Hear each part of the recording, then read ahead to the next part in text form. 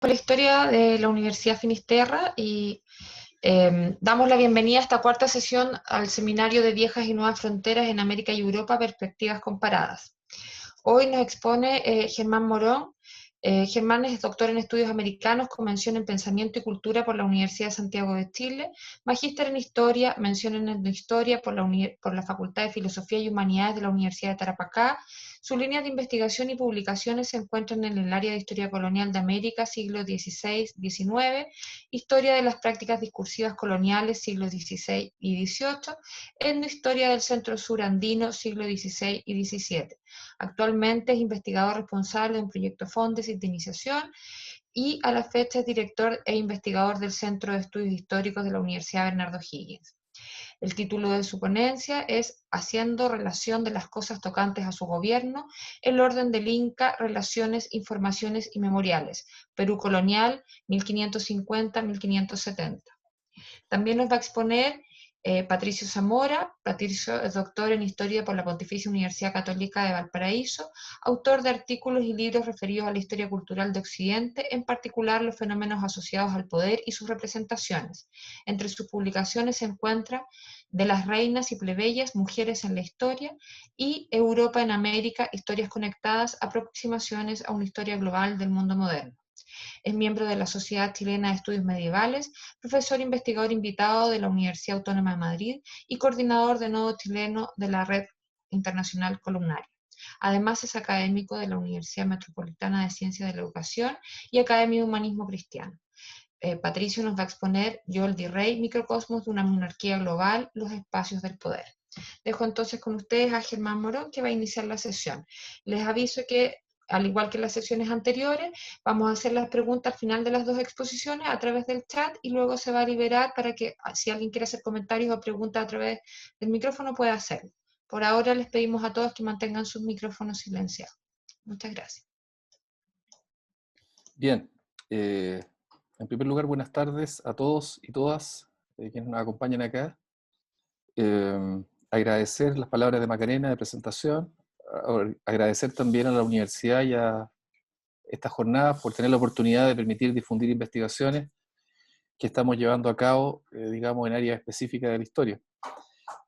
Muy contento también de ver a mi querido amigo Patricio, del cual somos amigos hace bastantes décadas, digamos, y compartimos esencialmente los mismos problemas, que es básicamente el gobierno y el gobierno colonial.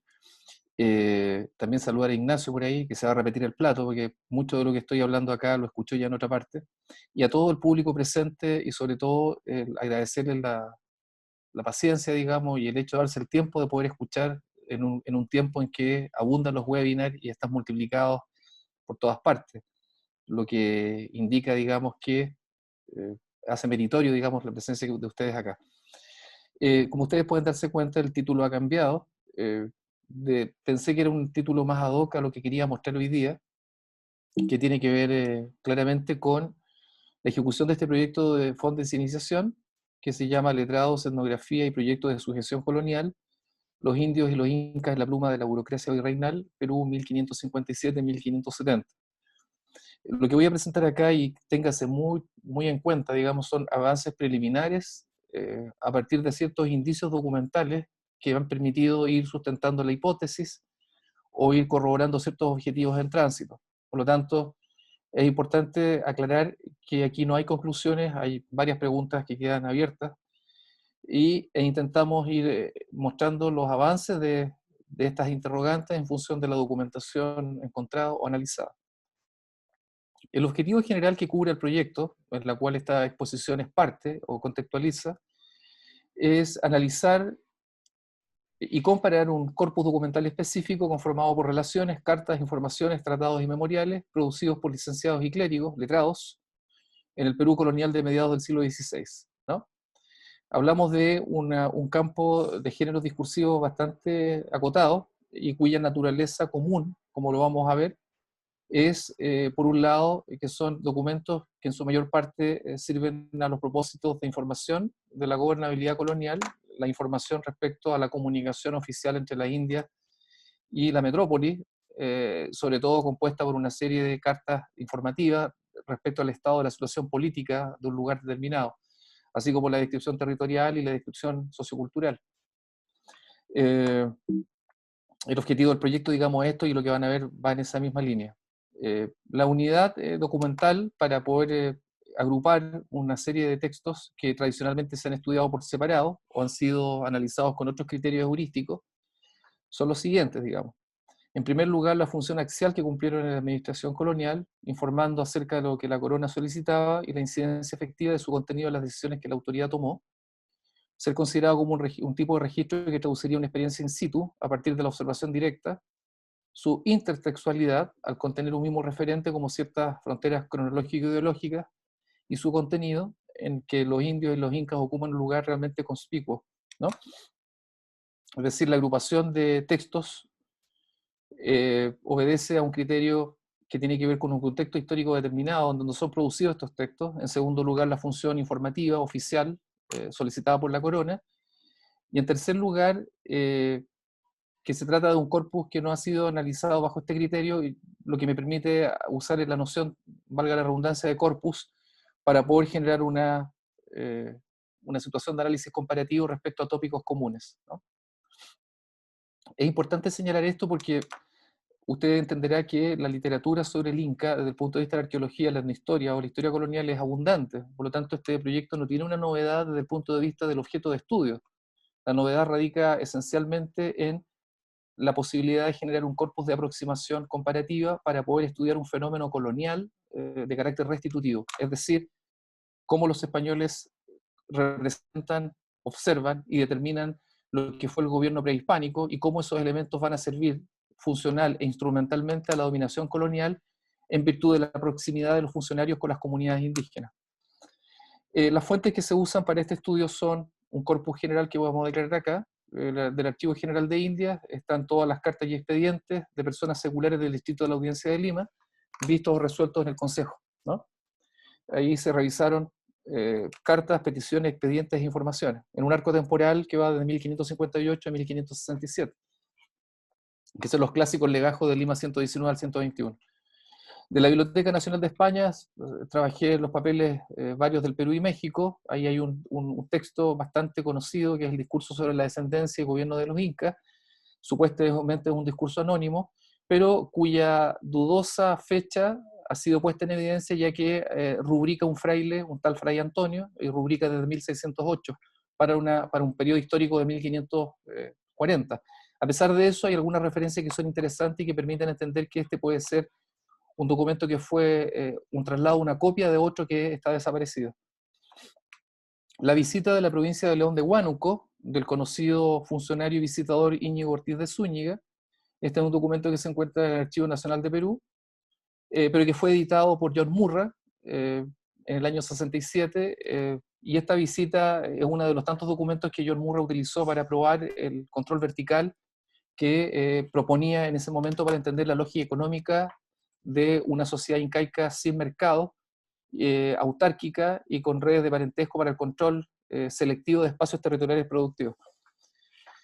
Y finalmente, o sea, no finalmente, casi penúltimamente, diríamos, las cartas del virrey Conde de Nieva y las cartas del licenciado López García de Castro a su majestad, ¿no? En el arco temporal que ustedes ven ahí, el virrey Conde de Nieva llegó al 61 al Perú, y el licenciado López García de Castro, que era presidente de la Audiencia de Lima, gobernó de forma interina entre el 64 y el 69 antes del advenimiento de Francisco de Toledo.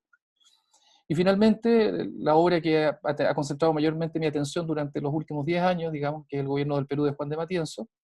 Este documento que presento acá no es la versión edita, la que revisé. De hecho, este documento, esta fuente tiene solamente 2 versiones editadas en el siglo XX, una muy defectuosa y la segunda muy completa, pero yo trabajé con el manuscrito de microfilms que se encuentra en la New York Public Library, en la colección Obadian, digamos. Son 336 folios, y este gobierno del Perú que está en microfilm no es la versión original, que está extraviada, digamos, es el traslado copia del cronista real Tomás Tamayo de Vargas, efectuada en el siglo XVII. Bien, ¿cuáles son las premisas e informaciones para leer la documentación que tenemos acá a mano?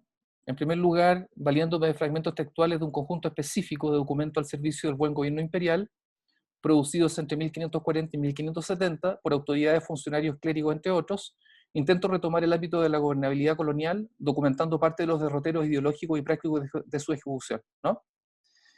En este trabajo, como ustedes han podido ver, las fuentes que se utilizan, que son oficiales, no se incluye el cuerpo de la cronística indiana, que ha sido prácticamente materia de tratamiento sistemático, el literato, el historiador, historiadores, y por lo tanto ya sabemos hasta cierto punto, con meridiana claridad, qué es lo que piensan los cronistas del Incario, distribuido entre cronistas toledanos, cronistas clérigos, crónicas apologéticas, ahí el Inca Garcilaso, por ejemplo, y las crónicas peregrinas de César León o Betanzos, Juan de Betanzos, que han sido recontra estudiadas. Mi énfasis está en la dispersión de la documentación oficial que construye también una forma de ver a los incas, ¿no? ¿Cuál es la hipótesis que guía la conexión del corpus declarado?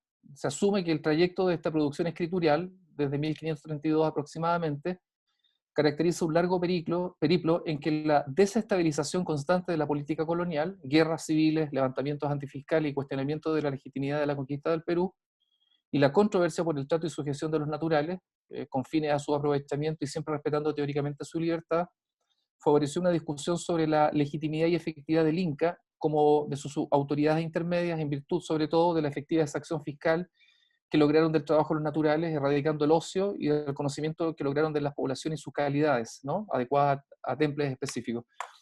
Entre 1532 y 1570, la desestabilización provocada por la insurrección de encomenderos, la poca claridad respecto a la tributación indígena, que tiene consecuencias muy graves en el trato a esto, los levantamientos antifiscales y las propias desavenencias entre las audiencias y las gobernaciones, en el Perú por lo menos, genera un espectáculo a lo menos caótico respecto a el tributo y el control, podríamos llamar, comillas, estatal de la mano de obra indígena.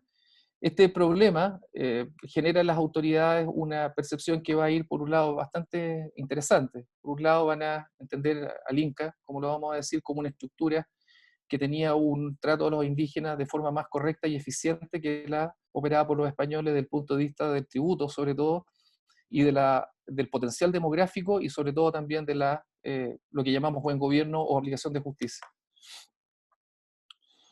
También se reconoce en el incaico en este periodo la flexibilidad de un sistema tributario, digamos, que generó, los españoles vieron asombrados que la potencialidad productiva del incario en sus comunidades era algo sin parangón alguno, ¿ya?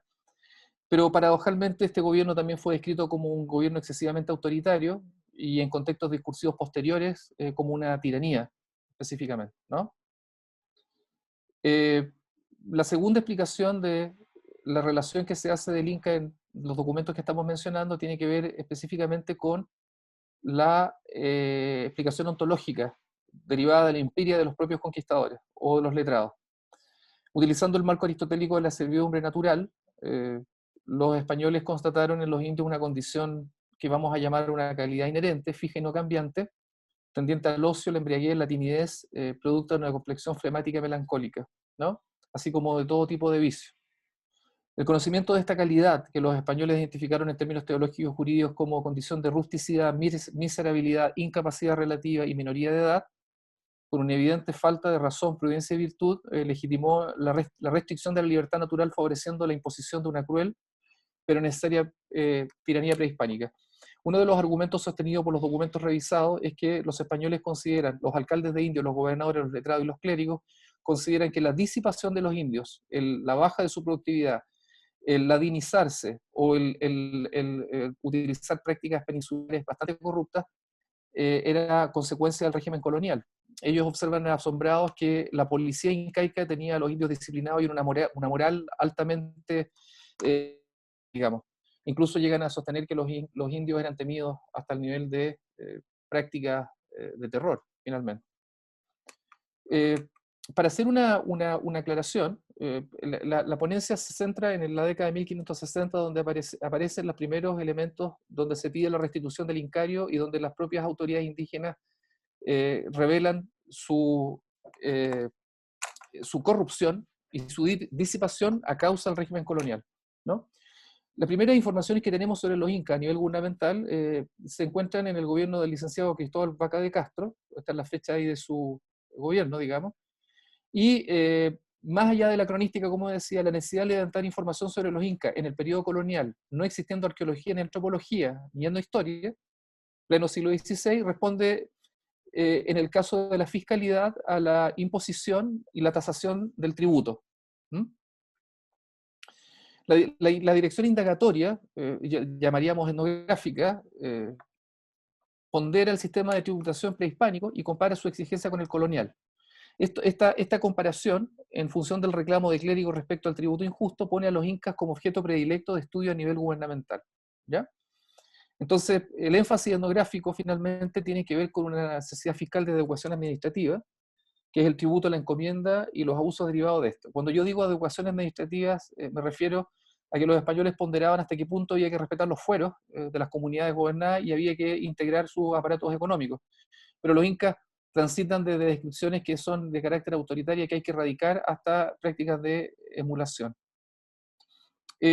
Las primeras informaciones sobre el gobierno de los incas se encuentran en este documento, en anónimo, del año 1539, que es una carta sobre el gobierno de los incas, que es el primer informe que los historiadores han detectado sobre una descripción gubernamental. Este informe es el primero, es muy breve, pero es el primero que determina 5 aspectos que vamos a decir de las características de eficiencia del gobierno del Inca, visto por los funcionarios coloniales. ¿Ya? Hay que entender también que desde el año 51, producto justamente de la discusión sobre tributo, abuso de los encomenderos y normatividad propiamente del sistema tributario, las audiencias americanas empezaron a levantar informes para saber cómo se tributaba en el periodo del Inca. De ahí derivan las 2 cédulas reales, una del año 1551 y otra del 59, que son enviadas la primera a Antonio de Mendoza para poder levantar información. De ahí van a surgir, de estas cédulas que están ahí, la del 51 y 59, surgen las informaciones de Damián de la Bandera, la relación general de la disposición de la calidad de la provincia de Huamanga, la relación de las cosas acaecidas en el Perú del controvertido Cristóbal de Molina, Bartolomé de Segovia, aún no hay claridad quién es el autor de esa obra, y la relación del Valle de Chincha de Cristóbal de Castro y Diego Ortega Morejón. Estos documentos que hemos dicho son las primeras informaciones oficiales prácticamente de los incas que cumplen una función gubernamental asociada al tributo. ¿Cuáles son los elementos en común que logran determinar estas primeras informaciones que he mencionado? El común denominador, haciendo un cotejo comparativo en los documentos que he mencionado, son, en primer lugar, el reconocimiento a un autoritarismo y eficiente organización política. Se habla de órdenes policía, entendiendo la policía como se entiende en el siglo XVI, el conocimiento de las distintas comunidades o naciones, es decir, se hablaba que los incas manejan un conocimiento etnológico superior a cualquier otra civilización, en el sentido que ellos manejan calidades de sujetos y de naciones, ¿no? Hablaba la adecuación tributaria en función de los temples. Perú tiene una geografía diversa y contrastante, y los incas sabían movilizar población tributaria respetando la naturaleza por piso ecológico de las comunidades, es decir, no desplazaban indígenas de la sierra al altiplano o del altiplano a la costa. Usaban mitimaes, claramente, pero asociado básicamente a adecuaciones territoriales. Esto para mí es una disposición claramente biopolítica reconocida, exitosa al mantener una alta densidad poblacional en tanto potencial productivo. Lo otro que alaban son, y que ponen en discusión, es la eficiente organización decimal. Los incas son un imperio que controla y organiza su unidad administrativa a nivel de escala, y clasifica a esas escalas de poder en unos, guarancas, pachacas y chungas, cada una con una autoridad específica, de unidades de 5.000 sujetos a 5. Uno de los elementos que me llamó la atención en los españoles y los clérigos era que alababan la posibilidad de que los incas tenían autoridad para distintas formas de organización social. Y finalmente, la descripción de la eficiencia administrativa de 2 autoridades prehispánicas que van a tener mucha relevancia a nivel de restitución colonial, que son el tocuirico y el chasqui. El tocuirico va a ser traducido en el lenguaje de Covarrubias posteriormente como el veedor o visitador de la tierra. Los españoles alaban esta función como un oficial incaico de carácter provincial que vigilaba, delataba y acusaba de todo lo que sucedía en las provincias al gobierno central del Cusco. Para los españoles, este fue digno de ser comparado incluso con el corregidor de indios. Y de hecho, las hipótesis de algunos historiadores es que Matienzo, como legislador, habría utilizado el tocuirico para crear el corregidor de indios. Bien, esto no lo voy a leer por el tiempo, pero dentro de todos los textos que analizamos, que son los primeros, hay una frase que es sintomática de Damián de la Bandera para señalar las características del sistema colonial en función de los indios específicamente y del incaico. Fíjense que él dice que una de las principales causas por qué los indios alaban la gobernación del Inca y los españoles que alcanzaron a entender algo de ella lo sienten así, es porque todas estas cosas y otras muchas que se les ofrecían las determinaban sin hacerles costas ni llevarles más tributos que el que daban al Inca. El tributo que daba la Inca en todo el reino, en todos los pueblos, le hacían chacras conforme a la calidad del pueblo y la cantidad de indios. Esta frase sintetiza los atributos que había mencionado. Entre 1560 y 1570, las características de contexto histórico del Perú colonial determinan lo siguiente: una desestabilización permanente determinada por la controversia sobre la perpetuidad de las encomiendas, la potestad jurídica y tributaria sobre los indígenas, para una pujante economía minera en Potosí, la corrupción intestina de los distintos poderes locales en desmedro del bien común y la omisión a provisiones, ordenanzas e instrucciones reales. Yo en el Archivo General de Indias tuve la oportunidad de ver una lucha prácticamente permanente entre las gobernaciones, las audiencias y el virreinato por conflictos de interés, incluso por corruptelas asociadas a los virreyes. La alusión al estado de la tierra, su perdición e improductividad vuelve un enunciado común para denunciar a religiosos, curacas, negros, mestizos e indios ladinos. Para las autoridades centrales o letrados como Santillán, Ondegardo y Juan de Matienzo, el orden colonial traducido en mal gobierno había generado consecuencias irreversibles en los indios, sus comunidades y sus dirigentes. La disipación, la borrachera, el ocio, la holgazanería, el amancebamiento, la corrupción de la institución curacal, la mercantilización y la occidentalización de Yanaconas constituían prácticas coloniales de asimilación ponderadas como muy nefastas, ¿no? Y aquí, para ir cerrando, tenía muchas diapositivas, pero el entusiasmo por referirme a la primera parte restó interés a la segunda, lo que lamento mucho. Pero entre 1560 y el 70, como dije, yo creo que si un historiador, digamos, de la altura de Guillermo Loman podía corroborarlo, pero para los colonialistas, digamos, que manejan esta área, este periodo, digamos, yo creo que entre el 60 y el 70 se produjo la mayor cantidad de informes, memoriales, cartas y documentación enviada desde el Perú virreinal a la corona para denunciar, piense usted que estamos en la década de los últimos tratados de las casas, la última arremetida de las casianas, el tratado de las 12 dudas por tratar de contrarrestar la legitimidad de la conquista. Estamos en un periodo que Felipe II manda a prohibir posteriormente la circulación de textos lascasianos, en virtud que estaban mermando la capacidad de tributo reglamentada desde la corona.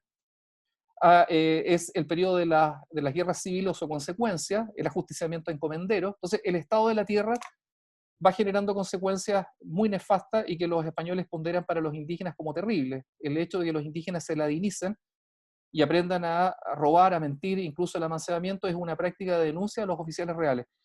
Yo tengo un texto acá que es fantástico para que ustedes puedan ver que pertenece ni siquiera a un letrado, a un mercader que se llama Juan Griego, que fue pionero del tráfico entre Quito y Potosí, y en 1562, esto fue realmente sorprendente encontrarlo en Lima 120, que dice que vuestros vasallos, al referirse específicamente a la necesidad de instalación de audiencias, él dice, para que vuestros vasallos y los naturales de ellos alcancen justicia. Es decir, el texto que aquí no aparece es cuando él dice que se necesitan audiencias, pero para que los vasallos alcancen justicia con restituir brevedad.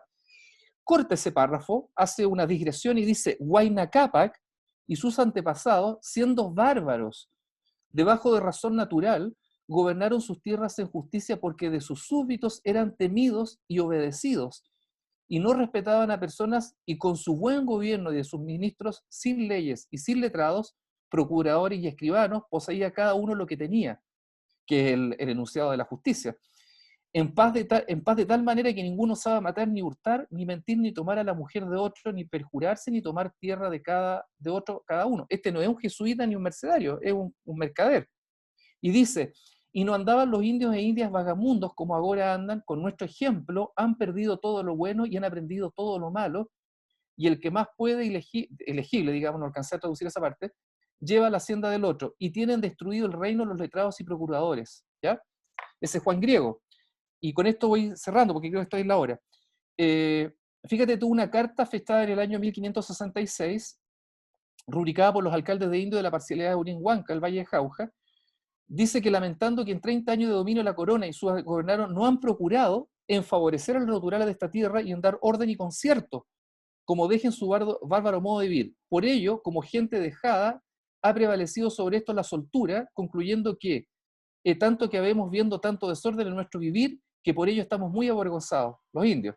Y dice, y termina por afirmar que los incas, aunque religión y se vivían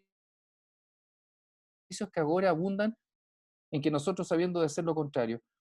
Y así voy sumando documentos donde se establece las cartas del Conde de Nieva, reconoce la imbecilidad de los indígenas, dice que son personas de poca capacidad y entendimiento, y como por la parte mayor de general de muchos de estos tiempos atrás, desde que los incas gobernaron, se sabe, siempre fueron gobernados por personas diputados y nombrados así para el buen gobierno, como para que labrasen y cultivasen.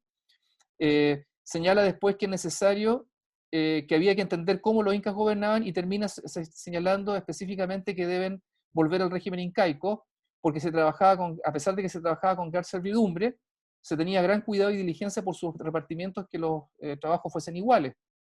Se necesita volver al Inca porque les va a quitar la sociedad y el trabajo va a ser continuo, ¿no? El Conde de Nieva dice que no hay que mudar las leyes del Inca.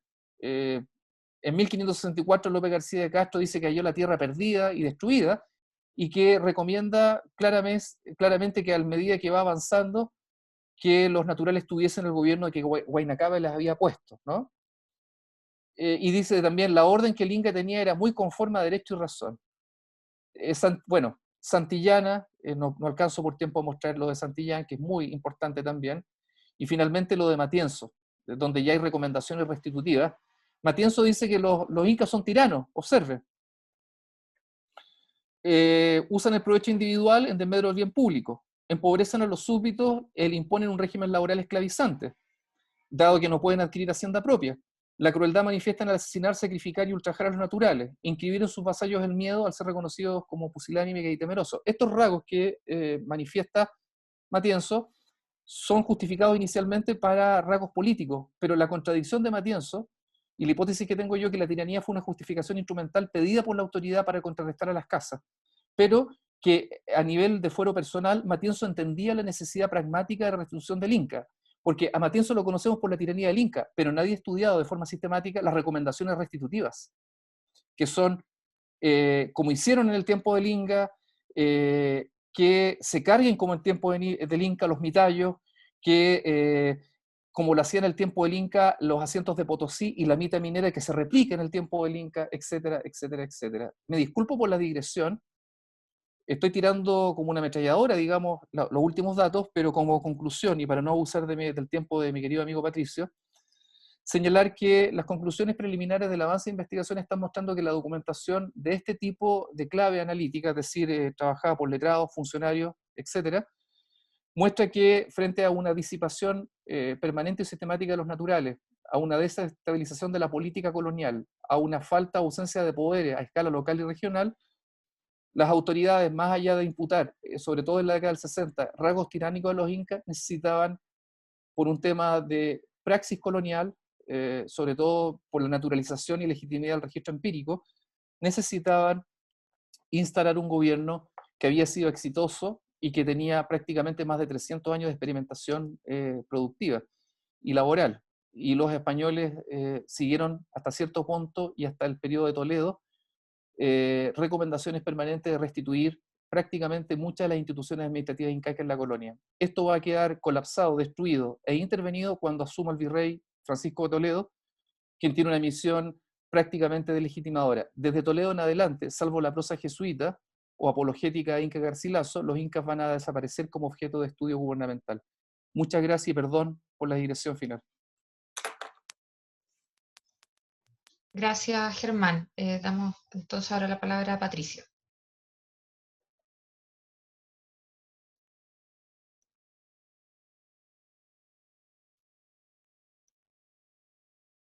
Patricio, tienes que conectar tu micrófono. Sí. Sí, ahí sí. Bueno, buenas tardes a todos. También saludo a mi amigo Germán Morón, somos amigos ya varias décadas, no hay que decir cuántas, Germán.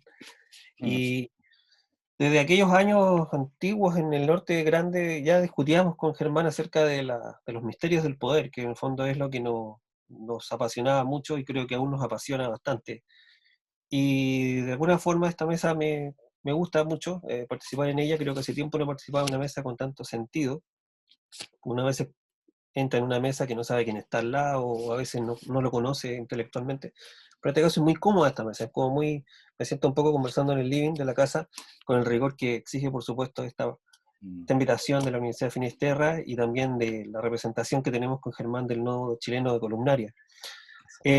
Dicho esto, claro, en el fondo siempre el camino de Germán ha sido americano y el mío ha sido europeo, pero con el tiempo nos hemos dado cuenta, yo creo que Germán está de acuerdo conmigo, en que estos caminos se han ido juntando y se han ido mezclando, ¿no? Es decir, cada vez más se establece o se ha establecido por la historiografía de las últimas décadas que las conexiones entre América y Europa son bastante más profundas de las que siempre se ha dicho, ¿cierto? Y se está, de hecho, reescribiendo mucho de esa historia, y en parte lo que yo voy a presentar ahora brevemente es una, diríamos, una arista de esa misma historia, de cómo un modelo organizativo europeo, típicamente europeo cortesano, también tiene lugar en América, más allá de la discusión jurídica, de la cual ya pasaron muchos años, estamos hablando de la década del 40 y 50, donde en un momento se discutió si las Américas, si las Indias, ¿cierto?, eran colonias o reinos, ¿cierto? Esa antigua discusión jurídica.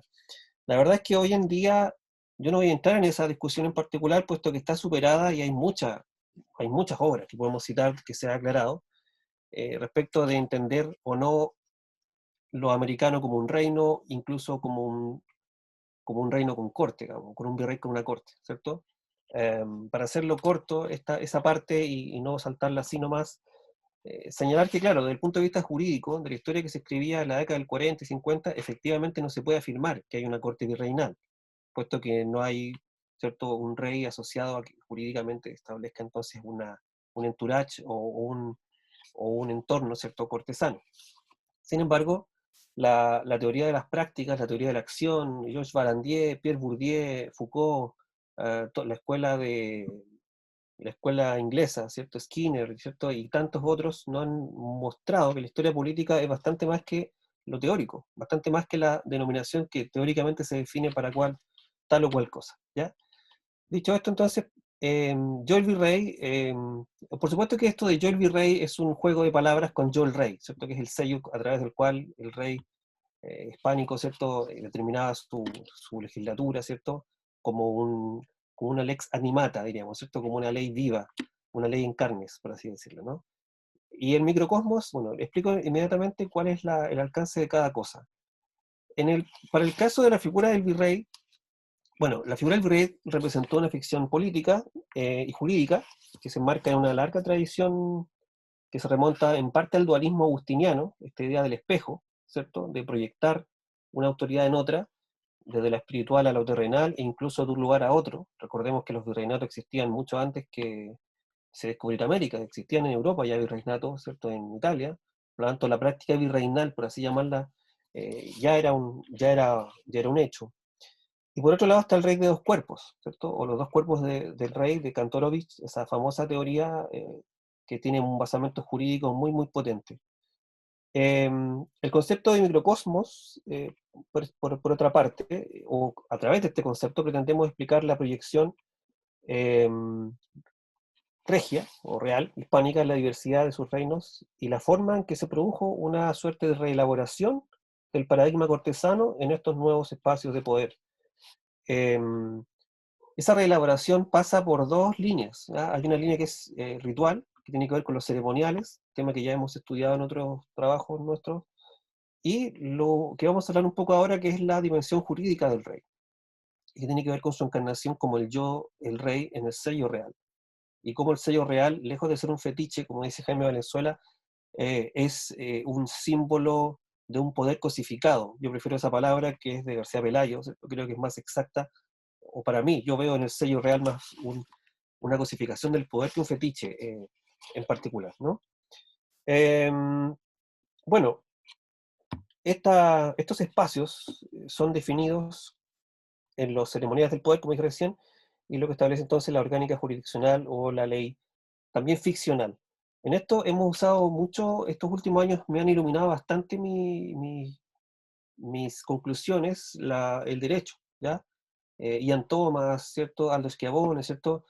Toda una línea del derecho que creo que ha sido un poco descuidada por los historiadores, que han visto simplemente en el derecho la norma, ¿no? Las leyes de India es como lo que dice la ley, pero no cómo la ley se materializa, cómo se aplica, cómo se representa, y toda una serie de elementos que son muy distintos al mundo actual, y que son muy propios del mundo del siglo XVII, por ejemplo, donde efectivamente la ley no solamente era lo que se normaba o lo que se hacía cumplir o no, sino que también era cómo se representaba esa ley, ¿cierto? Y cómo jugaba eso en el rol de las sociedades de aquella época, ¿ya?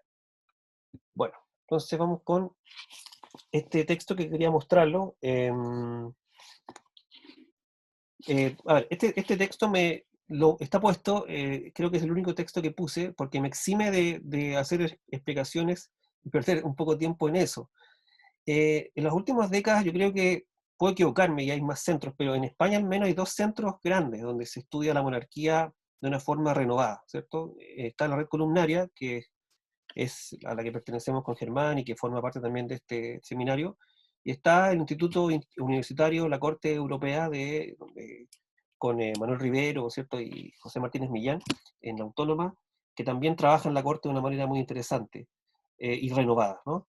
En el caso de las monarquías policéntricas, que es un texto colectivo, está editado por Herzog, Cardin, Ruiz Ibáñez y Gaetano Sabatini, es un texto que logra iluminar muy fuertemente en los reinos españoles, en España y en Portugal, ¿cierto? Cómo se construye España, o sea, cómo logra España mantener la hegemonía global, ¿cierto? A través de qué mecanismos. Por lo tanto, en este texto, como en otros asociados a Yulce, ¿cierto? Se ha establecido ya desde bastante tiempo, ¿cierto? Cómo la monarquía ya no debe ser estudiada de la misma forma que se hacía antes, y sí ahora de una forma más renovada. Bueno, respecto de la corte misma, ¿cierto? Bueno, todos sabemos que Norbert Elias inaugura la tradición de los estudios cortesanos para Europa, pero en el caso de América, el primero que visualiza la existencia de una corte no es un historiador, ni un sociólogo, ni un filósofo, curiosamente, no es Octavio Paz, nada menos, ¿cierto? Octavio Paz, que tiene esa obra que es un monumento, ¿cierto? Que es Sor Juana Inés de la Cruz, o Las trampas de la fe, es donde él sostiene efectivamente que Nueva España era efectivamente una típica sociedad de corte. De hecho, cito página 42 del texto de Octavio Paz, dice: Nueva España fue una típica sociedad de corte. Muchas de las observaciones que recientemente se han hecho sobre esta institución son perfectamente aplicables a las dos cortes americanas, la de México y la de Lima. ¿Ya? Bueno, Octavio Paz después estudia la figura de Sor Juana, ¿cierto? Y de alguna manera una de las cosas que demuestra es que efectivamente el pertenecer al entorno cortesano virreinal le permitió a Sor Juana ser Sor Juana, ¿cierto? Haber podido publicar sus cosas, haber tenido ciertas libertades después de un tiempo que lo pasó mal, por así llamarlo. Por lo tanto, ahí hay una idea muy interesante, ese texto de Octavio Paz del año 1982. Entonces, con todo igualmente es tardío, ¿no? Tardía la forma en que se visualiza que esto puede haber constituido una suerte de corte virreinal, ¿cierto? Bueno, Christian Vilches ha observado que a pesar de existir estudios sobre el mundo virreinal, ¿cierto?, americano, tienden más bien a las descripciones, a los relatos centrados en el anecdotario, la falta de una construcción de las visiones más sistemáticas y comparativas, ¿no?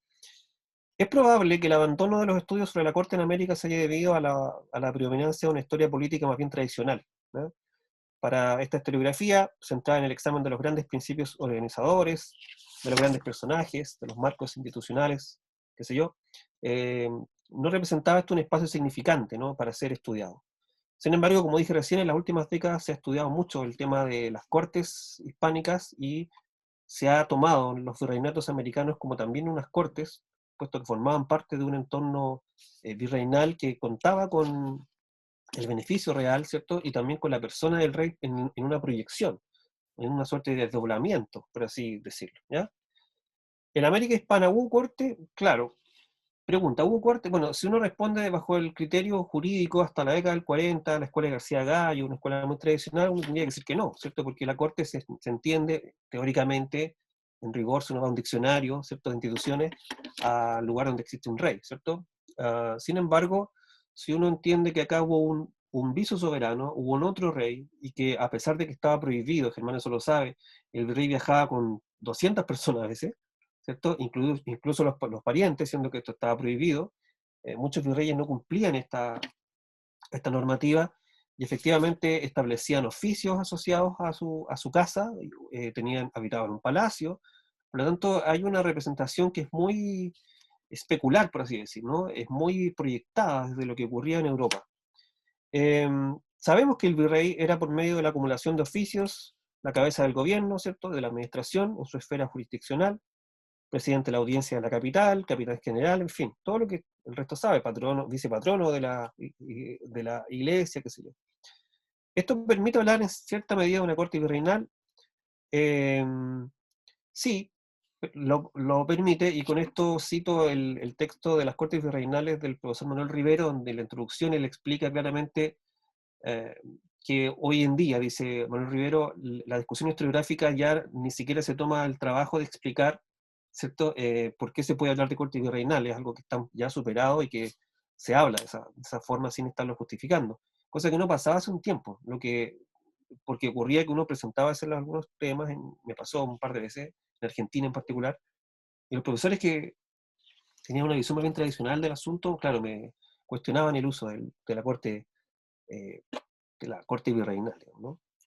Bueno, Lima es corte, ahí también hay otro juego, ¿cierto? Porque está esto de Madrid es corte, ¿no?, que era el tema original. Hablemos un poco del origen, lo que podríamos definir como el origen y los fundamentos de esa corte virreinal peruana y de la sociedad cortesana virreinal. Bueno, desde la documentación oficial de la corona hasta las obras de los cronistas reconocieron a Lima, como sabemos, como corte. La majestad real hispana, al reflejarse en su alter ego, el virrey, permitió que la capital del virreinato se convirtiera en un asiento de una corte. Lima, o la ciudad de los reyes, se convirtió en cabeza del virreinato, simplemente porque en ella residía el virrey, sesionaba la real audiencia y se encontraba el sello real. Durante el siglo XVII, cronistas como Bernabé Cobo, Guamán Poma de Ayala y Pedro de León Portocarrera, entre otros, se refieren a Lima como cabeza de reino, emporio y corte de este reino, y asiento y corte de visorreyes, ¿ya? El origen de la corte virreinal peruana se encuentra entonces en el complejo proceso de asentamiento español durante el siglo XVI. A saber, el virrey era gobernador, ya dije, con todos los otros cargos que tenía, y ese fue el marco donde incluso se dieron algunas pugnas, ¿cierto?, cuando los encomenderos ya estaban instalados, ¿cierto?, en este mundo virreinal peruano, en este mundo, perdón, colonial peruano, digámoslo así, aparece, ¿cierto?, el virrey, ¿cierto?, para instalar esta institución, para institucionalizar, ¿cierto?, esta nueva forma de gobierno, y hay conflictos, ¿cierto?, las leyes nuevas y todo lo que ocurre allí. Este fue el marco en que entonces estas pugnas, de las primeras pugnas y los primeros problemas entre el encomendero y el virrey, el primer virrey, ¿cierto?, de la discusión se pasa a la violencia y a la querella del capital simbólico, ¿no? ¿Cuál era el capital simbólico? El sello real. El sello real, hay un momento que incluso se lo raptan, ¿no? Cosa que es un poco divertida, porque las crónicas hablan del rapto, y uno entiende el rapto a una persona, no a un sello real. Pero si uno entiende el siglo XVI, XVII, el sello real era la persona del rey, jurídicamente dicho. Era la ley viva. ¿Te fijas? Entonces, para esa mentalidad, para esas coordenadas mentales, efectivamente era un rapto. Porque en el fondo, el haber secuestrado el sello, que ocurrió como un episodio, muy lamentable, pero ocurrió, después se recupera el sello, es una forma de entender cómo la cosificación del poder tiene una vida absolutamente vigente y muy importante en esos otros tiempos de los que estamos hablando.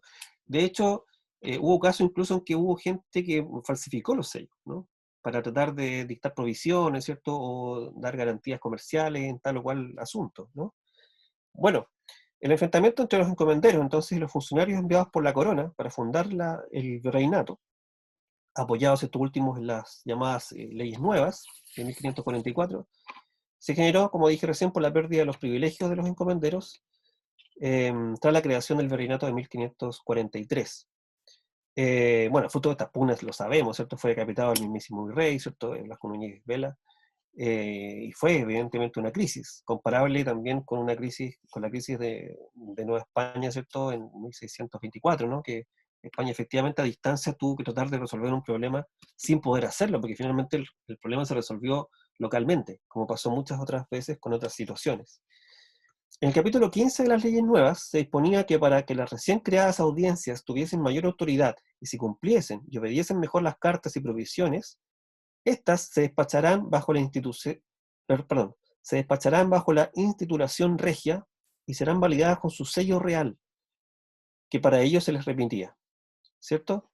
Eh, Ocurrió en este mismo proceso, como dije recién, el intento de secuestro del sello regio, su falsificación después, ¿cierto? Y otros episodios asociados.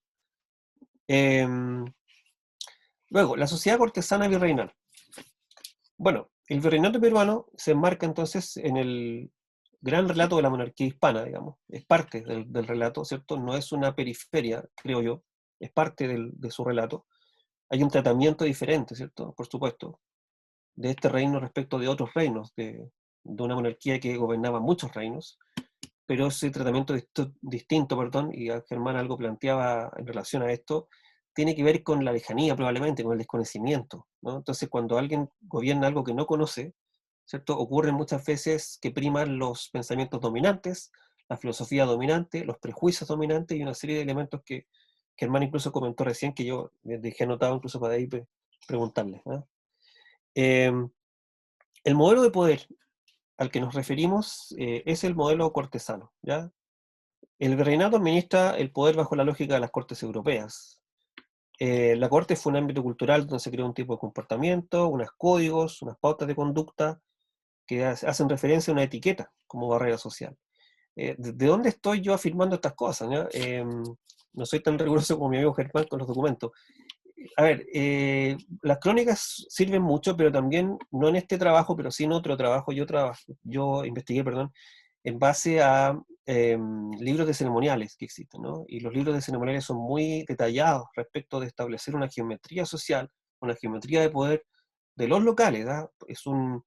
Son textos ceremoniales que son muy parecidos a los que se redactan en Valencia, por ejemplo, o en Barcelona, para ciertas fiestas reales, o ciertos ritos, donde está el rey, solo que están hechos en Perú, y se nombran las autoridades del Perú, dónde van a ir sentadas, cómo entran, por qué lado, en fin. Entonces, esos datos, esa información de estos ceremoniales de estos textos ceremoniales que indicaban cómo se debía hacer el protocolo, ¿no? Eso es, nos dan información bastante obvia, ¿cierto?, de que efectivamente en América también hay una sociedad de corte con modos y códigos cortesanos, como estoy yo señalando.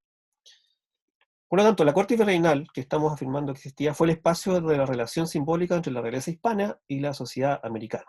También fue el ámbito donde transcurrió el proceso de transformación de los valores y el hábitus, si citamos, ¿cierto?, la teoría de Elias para la sociedad cortesana, el hábitus de las élites. Frente a las instituciones formales reguladas por el derecho, funcionó la Corte como una instancia práctica de poder personal, promoviendo nuevos mecanismos de distribución y legitimación. Y aquí es indisociable pensar en España y pensar en pensar en los válidos, ¿no? En el Duque de Lerma, ¿no? Como en España, se fijan, también hay un ejercicio del poder informal, porque claro, en ningún lugar, en ninguna ley española comparece quién es el válido, pero sabemos que el válido a veces gobernaba más que el rey. O sea, cambió la sede de la corte y después la volvió a cambiar. O sea, ese es el poder que tiene, por ejemplo, uno de esos válidos. Entonces, claramente aquí tenemos un asunto que no tiene que ver solo con el virreinato peruano, sino que el virreinato peruano también es una extensión de las prácticas de gobernanza o de gobierno de la monarquía hispana, ¿ya? El virrey es quien da origen al espacio cortesano y virreinal, por supuesto, a través del entorno que se dibuja por su presencia. Igual como ocurre con el rey hispano y los virreyes de la órbita europea, sin embargo, claro, el virrey peruano es diferente a sus pares, por ejemplo, al de Nápoles o el de Sicilia. Todos los virreinatos son distintos en sociedad. La diferencia con ellos, por ejemplo, es que estos pertenecían a la alta nobleza peninsular. El virrey andino, en cambio, proviene de la nobleza media y pequeña, en general. Además, es nombrado por 6 años, es revocable, ¿cierto? Es sometido a una visita al término de su mandato. Ahí hay un control mayor que probablemente tiene que ver con la distancia. Los integrantes de la corte virreinal peruana procedían de la península, venían rodeados de un espectacular boato, cuya manifestación más clara era la cohorte de criados que les acompañaban, algunos de los cuales a su vez parientes cercanos, pertenecientes al linaje del virrey o la virreina, eran, ¿cierto? Es importante destacar que los criados del virrey aparecen equiparados en los documentos en los documentos de la época. Así al menos consta en la instrucción privada al marqués de Montesclaro, por ejemplo, por Pablo Laguna.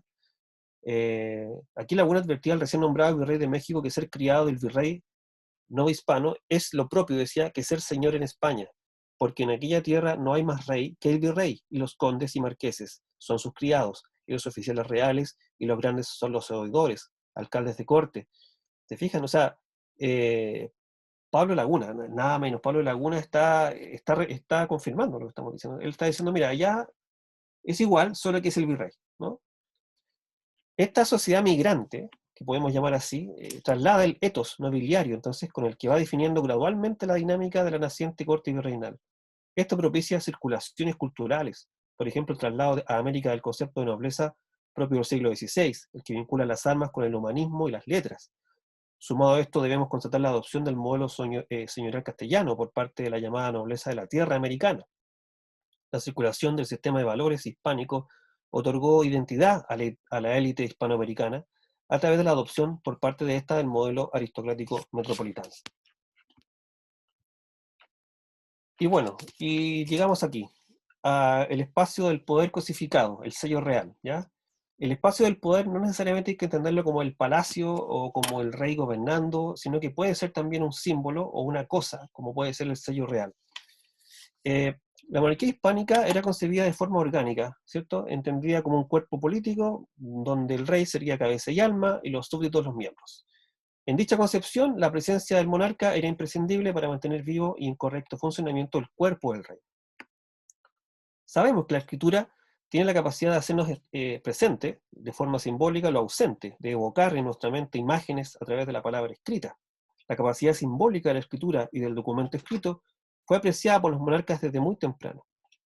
Los sellos reales datan de Mesopotamia, 4000 a.C., ¿ya?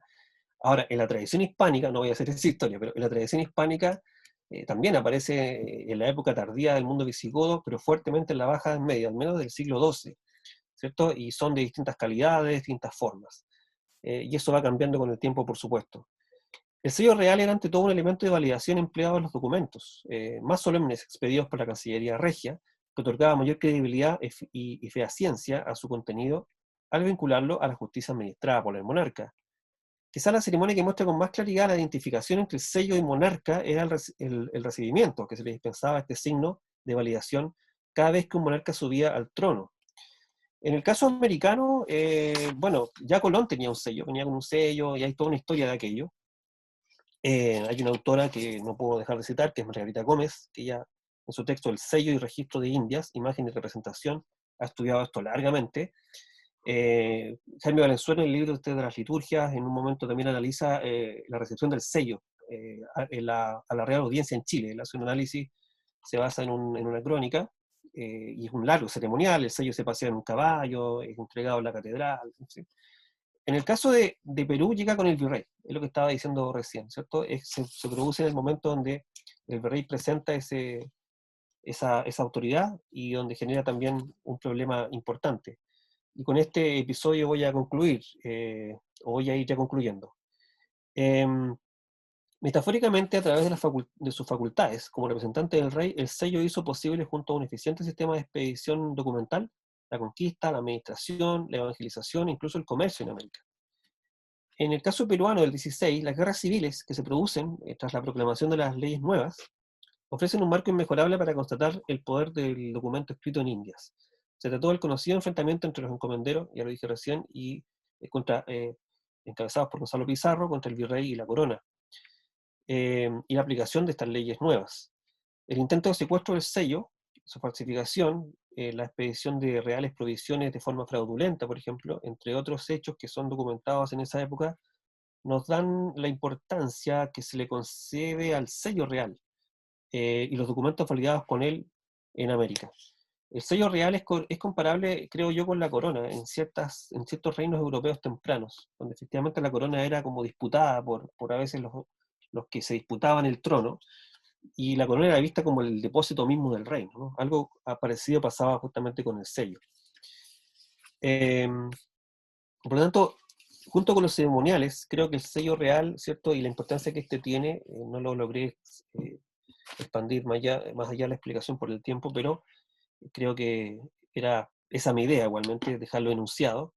El sello real es muy importante no tanto por la cosa misma del sello, sino que la forma como la sociedad, la élite se vincula con ese sello, la forma en que también es utilizado, dependiendo el tiempo que era utilizado justamente. Las conclusiones, bueno, la proyección de la imagen del rey para gestionar el gobierno a distancia, además de toda la maquinaria propagandística, incluyó la idea de duplicar la figura del rey, y no precisamente la figura del virrey. Básicamente se trata de la materialización de la teoría de los dos cuerpos del rey, donde el rey es una persona doble, un cuerpo físico y un cuerpo místico, una persona real y una persona legal. Se trata de una ficción, dirían los juristas, Jan Thomas, por ejemplo, donde la figura pública del monarca puede sin ningún problema, por ejemplo, asegurar la continuidad dinástica por siglos y siglos, sin importar su mortalidad, puesto que le sobrevive la imagen espiritual.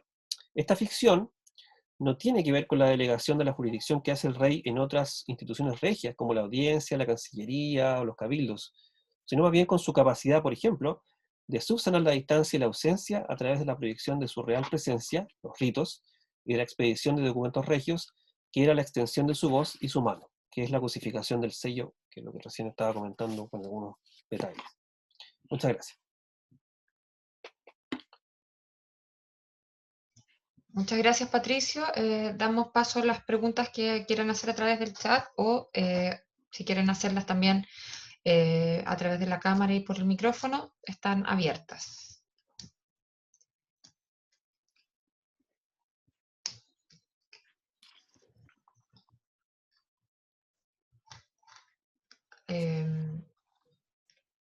Yo tenía una pregunta para Germán, no sé. Por favor, Germán, yo también tengo un par de preguntas, pero pasa tú. No, pasa tú ya, primero, Pato, sí, y después yo. ya, disculpa, es que hubo como un delay, por eso no escuché antes. Sí. No, Germán, tú hablaste de la melancolía, ¿cierto? Y de una serie de conceptos que se le atribuían al Inca a partir del relato hispánico o cronístico muchas veces. ¿Hasta qué punto tú no ves en ello, ¿cierto? Más que una caracterización concreta del Inca, la proyección de vicios o valores o antivalores del mundo hispánico. Sí, gracias Patricio por la pregunta. Bueno, en primer lugar, la complexión melancólica es una complexión imputada a los indios, esencialmente.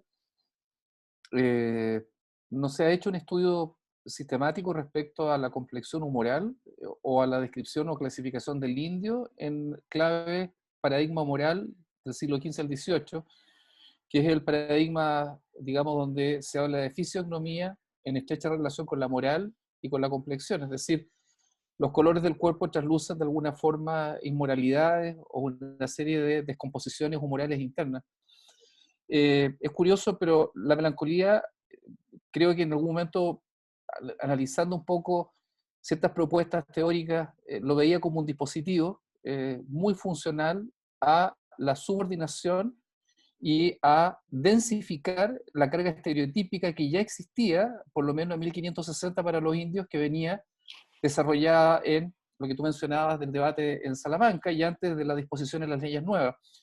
La controversia sobre la naturaleza del indígena es una discusión jurídica, teológica, política y económica que necesita la corona ser legible a los indios, pero legibles para condicionar la sumisión. Desde las casas hasta Matienzo hay un discurso paternalista de inferiorización permanente al indígena. En ese sentido, la melancolía funciona como uno de los textos que se denominan huéspedes en letrados o en tipologías al servicio de la disposición administrativa. Por ejemplo, la pregunta que yo siempre me he hecho, y algunos dicen, bueno, pero Ignacio lo podrá ir a reafirmar, algunos dicen, en la cultura renacentista, en la escritura de letrados y de pensadores, hay uso de referencias epistemológicas cruzadas y variadas. O sea, yo podría hacer uso de la física o la astronomía en un momento determinado. Acá, un legislador, un oidor de la naturaleza de Matienzo, tiene un sistema de referencia de 60 personas, y dentro de las cuales los más citados son Platón, Aristóteles, Santo Tomás, la Biblia, etc. Dentro de esa referencia, Matienzo hace lo que yo he llamado que son ripios, es decir, en un momento está hablando del tributo, pero hace un salto para describir la complexión de los indígenas a nivel corporal, lo que tú decías. Es decir, el atributo melancólico flemático es un atributo transversal a la cronística y sobre todo a todos los pensadores, por lo menos que fungen de letrados, teólogos, etcétera, y asesoran al rey en materia de legitimidad política. Y la flema y la melancolía es curioso y es paradojal, porque en Aristóteles la melancolía tiene atributos de genialidad depresiva, pero igual que en Ficino. Pero en el caso de los oidores letrados usan la parte correspondiente a una flema negra quemada, biliosa, por lo cual hay carencia de facultades racionales y sobre todo desconocimiento de las circunstancias existenciales, que es peor todavía, limitando el autogobierno. Es decir, las categorías jurídicas que se presentaron en la exposición de rusticidad, miserabilidad, incapacidad natural y minoría de edad dependen o se alimentan o se nutren en la casuística colonial, dado que la legitimidad del conocimiento empírico permite levantar información que es validada por la corona y que va a argumentar en las disquisiciones de la corte la decisión de sujeción o no. Yo creo que Matienzo instrumentaliza demasiado los textos de Aristóteles. Bueno, me fui una rama, pero en realidad la complexo melancólica, y fíjate, Patricio, que hace falta estudiarla a nivel de corpus, porque hay un texto de la Rebeca Erle que se llama El cuerpo del conquistador, lo recomiendo, donde ella analiza la teoría moral de forma muy genérica. De hecho, nombra a todos los cronistas que hablan de melancolía, pero no hay tratamiento profundo de cada una de esas obras. El tema es que todos los autores obedecen a intereses políticos y contextos históricos diversos, pero el común denominador es el tema de melancólico. Yo no sé si porque se naturaliza y se distribuye a nivel de conocimiento de saber fragmentario hacia futuro, o si efectivamente las evidencias de la corporalidad indígena permitían asegurar o legitimar, más allá de la traducción cultural, que podían observar esos cuerpos en América. Eso. Ignacio Chuecas también tenía un comentario que hacer. Bueno, muchas gracias a los dos porque ha estado muy bueno, muy coordinado. Creo que hay muchas conexiones. Yo quería plantear algo quizás para nuestros dos ponentes, que es lo siguiente, y un poquito más afincado sí en lo que nos traía Germán. El tema de la tiranía, que yo lo encuentro fascinante y que bueno, ha sido trabajado, y esa especie como de paradoja en Matienzo, yo me pregunto si detrás no deberíamos hurgar más en toda la polémica sobre los justos títulos y la sucesión del incario. O sea, durante todo este periodo tenemos a los incas en Vilcabamba, creo que allí también es muy simbólico el cuadro que traía Patricio del matrimonio de Beatriz Claracoya con Martín García Oñez de Loyola. O sea, ahí se soluciona un gran problema, que es esto, bueno, ¿quiénes son los verdaderos sucesores legítimos de los incas? Dentro, justamente, que es súper interesante eso, de la mentalidad de los reinos, porque era un reino que tenía su dinastía, su monarquía, y bueno, la sacamos de la ventana y entonces son tiranos entendidos, ¿no es cierto?, en esa acepción de gobernantes no legítimos, que es como la acepción clásica. Entonces, para mí allí hay todo un tema que está detrás de esta polémica y de este quizás paradoja de Matienzo. Y luego hay otro tema, yo creo que subyacente, muy complejo, que es Trento. Es Trento que desemboca con los concilios limenses, y allí en Trento la pregunta es el libre albedrío, la libertad, ¿no? Es la gran pugna con la reforma, y esto yo creo que hay que enlazarlo con la brutalidad, la bestialidad del indio. O sea, a ver, es el indígena, o sea, ¿cómo puedes tú trentinizar a estos indígenas? Porque la libertad, el libre albedrío, que es como el paradigma de Trento, ¿cómo encaja con gente que es rústica, que no es libre, que no tiene razón, no razona? Entonces hay un problema ahí religioso humanista, no sé, me imagino. que por ejemplo, claro, da Costa a Costa como que dice, bueno, hay que ponerlos en esta categoría, qué sé yo, ¿no? En los concilios limenses. Pero me parece que también quizás nuestros gobernantes de este periodo tienen esa pregunta, ¿no? ¿Qué hacemos con ello bajo estos paradigmas? No sé si parte Patricio o yo. No, tú, dale, es más para ti. Mira, la pregunta de Ignacio y el comentario manifiesta un derrotero fascinante. Hago una digresión, saludo también a Matías Gloel, gran amigo también que está ahí observando. Eh, el derrotero es grande, Ignacio. Desde el punto de vista de la tiranía, hay que partir de la siguiente premisa. Los españoles que llegaron al Perú, por lo menos el primer trayecto, reconocieron y fueron reconociendo a poco en los incas una monarquía equivalente. Es decir, tenían reyes, tenían príncipes y venían por una herencia demostrada en todo el levantamiento de información cronístico de que a lo menos habían gobernado 200 años. Entonces, la pregunta que se hacen los españoles es cómo podemos privar del reino a señores naturales, finalmente, que vienen, ¿no es cierto?, que están instalados y que vienen por una sucesión. Las crónicas de Betanzo y de César León argumentan una sucesión exitosa, con reyes prácticamente convertidos en expansores territoriales, con una descripción del potencial productivo a nivel de productos en diferentes escalas, un control centralizado de la producción nunca antes vista sin parangón. Entonces, veíamos en primer lugar un gobierno eficiente, con muchos signos de autoritarismo. Yo tengo la impresión de que la tiranía, y lo he pensado después, la última vez que conversamos de la otra exposición, cuando se planteó el tema, ¿te acuerdas?, del tema de la tiranía. En el caso del Perú, la tiranía, en los letrados por lo menos tiene un origen aristotélico, tomista, y está en las partidas de Alfonso el Sabio. De hecho, los rasgos son bastante definidos por todos y conocidos. Pero fíjate tú que en la documentación colonial temprana, la tiranía aparece imputada en contextos inmóviles muy específicos.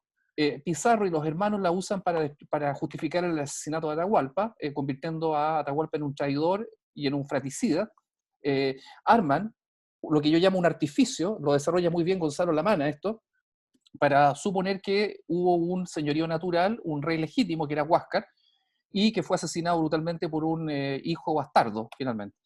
Esta alimentación sirve para justificar los móviles de la conquista, pero si tú analizas la documentación de carácter oficial, vamos a hablar de cartas, relaciones memoriales, que son lo que fungen en el primer periodo, desaparece la categoría de tirano para los incas y empieza el móvil a ser para el comportamiento de los curacas, el comportamiento sobre todo de los curacas, de los caciques. Los caciques son los tiranos más horribles en el primer trayecto, para los propios españoles y para los funcionarios, sobre todo escribanos. Hay tiranía vista por todas partes. Entonces, la tiranía se desplaza a una serie de actores que se acusan mutuamente de tiranía permanentemente.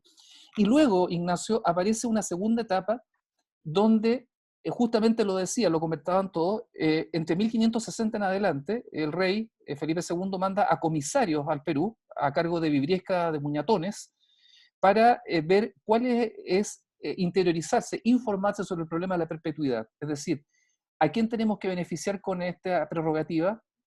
Si va en segunda o tercera generación, y las encomiendas se negocian.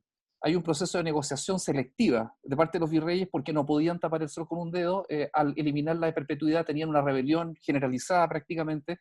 Los encomenderos son las autoridades, tienen potestades jurídicas, hay un despliegue de poder donde la burocracia gubernamental hispana es ineficiente. Por eso yo encuentro lo correcto lo que dice Garriga respecto a una hegemonía no absoluta y a un poder extremadamente precario de las autoridades coloniales. Entonces, los indios obedecían a sus caciques, no a los españoles, en cierto rigor.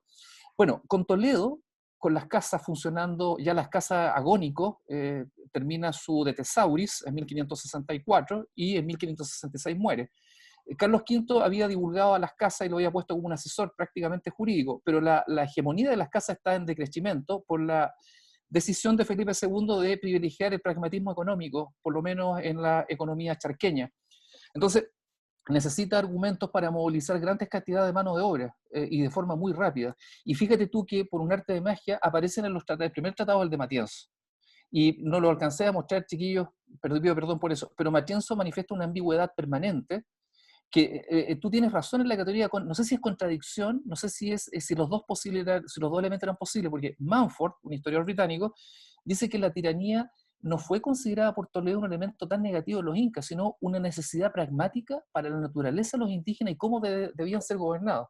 Entonces, Matienzo arma los argumentos teóricos de la tiranía, pero cuando tiene que legislar, Ignacio, aparece la emulación a todos los dispositivos tributarios. De hecho, Matienzo no habla de corregidor de indios, va derechamente, y eso lo sabe Matías Globel, va derechamente hacia la traducción del tocuirico. Es decir, usa una nominación quechua que hace mucho más sentido de poder en la documentación que la de corregidor de indios. Yo nos mostré un documento acá de unos curacas, que ellos dicen: señor López García de Castro, nosotros estamos muy contentos con la designación del corregidor que nos ha impuesto, pero preferimos seguir con el tocuirico, cuya moral y razón eran más elevadas. Entonces, aquí hay intervención de frailes dominicos, porque los frailes dominicos eran los verdaderos redactores de las cartas de los alcaldes de indios.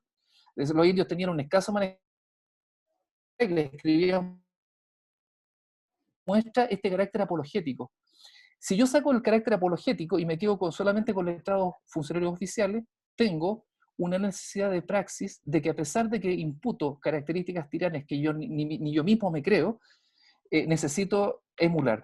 Y lo último, para terminar, hay una frase en Matienzo que el tipo, acusando a Manco Cápac, el primer inca de tirano, dice que el tipo es asombroso ver cómo hacía que los indios levantaran piedras, construyeran fortalezas, y dice, y que no les dejaba ocio alguno. Cuando tú lees eso, tú no sabes si Matienzo está admirando o está condenando a un tirano. Entonces, esa ambigüedad permanente obedece a la praxis colonial. No hay otra posibilidad, por lo menos al 70, de emular instituciones prehispánicas. Perdón por el alargue, disculpa.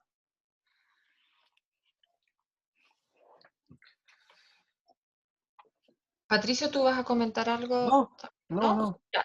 Entonces doy la palabra a Matías, que también la pidió. Ya, Matías. ¿se me escucha? Sí, Sí. bien. Ya, súper. Bueno, no llegué a tiempo a la primera ponencia, así que no puedo molestar a Germán hoy. Pero bueno, a la segunda, bueno, quiero comentar algo y quiero preguntar algo que me parece que, bueno, que falta por investigar. Pero bueno, primero creo que si hablamos de virreyes de México o de Perú, al menos si nos limitamos ya a la época de los Austrias, bueno, tenemos que pensar que son como más de un siglo y medio, ¿no? Y que, bueno, en ese tiempo cambian muchísimas cosas, ¿no? Y creo que en las primeras décadas que te mandaran a México y sobre todo al Perú era casi como un castigo. O sea, que casi preferible meterte en la cárcel que ser virrey en Lima. Al menos, no sé, hasta que se vaya Toledo. Y creo que Toledo, como a los 2 años que está en Lima, pide que lo saquen, que ha hecho el trabajo. Y bueno, y se tiene que quedar 9 años más, ¿no? Y bueno, también no son, o sea, claro, no son los grandes de España como que los que van a Nápoles o a Sicilia, ¿no? Pero sí llega nobleza titular en su mayoría, y como después de un siglo hay 2 o 3 grandes de España que son virreyes, o sea, que se nota también como que aumenta el valor y el prestigio de esa posición, ¿no? O sea, creo que en 1640 por ahí el duque de Escalona está en México, que lo sacan porque es pariente del duque de Braganza y tienen miedo que lo subleve para Portugal, ¿no? Pero bueno, eso aparte. Bueno, lo que me interesa preguntar es justamente sobre como la sociedad de la corte, que creo que falta muchísimo por hacer, ¿no? Y que creo que mencionaste que podría haber una especie de como de valiro, ¿no? Que creo que sería más como el privado, porque, Sí. bueno, no hay que olvidar que el privado es efectivamente esa persona informal que está muy cerca al monarca, pero que no tiene ningún cargo oficial, ¿no? Mientras que el valiro sí es una cosa oficial, porque el término viene de, o sea, el valiro es porque vale la firma. O sea, el valiro es como casi como un sello real, porque firma como yo el rey, ¿no? Eso por una parte, y después me interesaría si has podido investigar si hay en las cortes virreinales, si hay como una especie de facciones cortesanas como las que conocemos en Madrid, ¿no? O sea, me imaginaría como hay estos 2 grandes grupos, ¿no? De gente que llega con el virrey y los que son naturales del reino, que debería haber menos como dos grandes facciones que se pelean en la corte, pero que podría haber más. Entonces, no he encontrado nada en los muchos y buenos estudios recientes que hay sobre esto, pero no he visto nada. No sé si quería preguntar si sabes algo. Ujú. Sí, la verdad que es muy difícil eso. Bueno, si uno compara, hay una asimetría muy grande entre el virreinato del Perú y el de Nueva España. O sea, en Nueva España, bueno, todos los que nos dedicamos a este tema, es increíble el trabajo que hay y lo asimétrico que hay respecto, si uno compara México con Perú. Y en el caso de Perú, efectivamente lo que hay es un sobre cortes virreinales, de desconocerlo, está el texto este de Arancibia, creo que es el apellido, que fue una tesis de la Pontificia de Lima, que está muy bien, pero él mismo plantea que es un estudio inicial, y él lo que hace finalmente es concentrarse como en algunos conflictos de encomenderos en el 18, creo, y luego no hay mucho, lo que hay mucho para Perú está el tema de la encomienda, José de la Puente lo ha estudiado muy bien y otros, y en el caso personal, yo esto lo he abordado, como dije antes, desde el punto de vista de los ceremoniales y del punto de vista ahora último con el sello real. Y con el sello real y las pugnas que hable de las leyes nuevas, ¿cierto? Y otros episodios posteriores respecto de esto mismo, me he acercado como a la sociedad o a establecer esta corte. Por lo tanto, no he distinguido facciones. En el caso no el estudio, no lo que yo he hecho, pero sí en el texto de Arancibia, no en el libro, sino que él tiene un artículo donde efectivamente plantea que hay facciones que se pueden considerar cortesanas, pero en relación con problemas de tierras y de encomiendas. Eso él lo trabaja en un artículo que yo lo tengo al menos, no sé si está online, que es un artículo ya de igual su tiempo, sus 8 años, yo creo, 6 años. El problema yo creo que de Perú, como tú muy bien dices, estoy de acuerdo contigo, es que es un tema por hacer. O sea, lo que hay que hacer es ir al archivo, establecer todos los litigios que deben haber existido en esas sociedades, porque una vez que hay corte, claro, hay conflicto también. En España está lleno de procesos asociados. Siempre se asocia o se refiere un poco eso a los privados, como tú dices, ¿cierto? A estos cargos informales, a las facciones también en relación a esos mismos cargos, cuando cambia, por ejemplo, el ceremonial, ¿cierto? En el caso de la Corte de Madrid, pero en el caso de Lima, incluso de Santiago, porque en el fondo si uno lo proyecta, uno también ve en la sociedad santiaguina colonial hábiles cortesanos. Y también llega el sello de la Real Audiencia, creo que lo comenté antes, hay un ceremonial asociado. Para el caso de Santiago, por ejemplo, se sabe que hubo conflictos en respecto de quién iba primero, ¿cierto? Es decir, era una puesta en escena del poder, finalmente. Entonces había una pelea, claramente, que nos puede parecer a nosotros ridícula, pero que para la época era muy importante porque son sociedades visuales, como dice por ahí George Falandier, dice eso. El mundo medieval y moderno, ¿cierto? Colonial, son sociedades visuales, donde a través de lo que se representa es lo que se está determinando. Por lo tanto, yo creo, Matías, que es un trabajo, yo no he encontrado nada, he buscado, pero no he encontrado ninguna cosa publicada, fuentes impresas menos, porque las fuentes impresas para el caso peruano y para la colonia, lo sabemos, no existen, ¿cierto? Hay que ir al archivo y hay que buscar casos. Hay estudios sobre la corrupción, entre comillas, porque sabemos también que el concepto de corrupción para el siglo XVII hay que situarlo, hay que entender qué significaba en ese momento, que no era lo mismo que hoy. Pero hay estudios sobre la corrupción del Perú desde la época colonial hasta hoy, y para cuando toman el 17 toman algunos casos de archivo que los sacan de ahí, pero no hay nada orgánico, Matías, no hay ningún estudio sistemático, creo, donde se establezca efectivamente una facción, como hay para Madrid, por ejemplo, ¿no? Que hay claramente familias que uno sabe que, ¿cierto? Que litigaban en la corte y tenían ganancias, otros perdían. No hay, pero evidentemente es una historia que existió y que debe estar ese material. Eso puedo contestar. Muchas gracias, Matías. ¿Alguien más quiere hacer alguna pregunta? Pues micrófono abierto. Tenemos solamente unos pocos minutos ya, pues, por la hora. Bueno, si nadie más tiene alguna pregunta que hacer, les agradecemos a ambos expositores la presentación de hoy.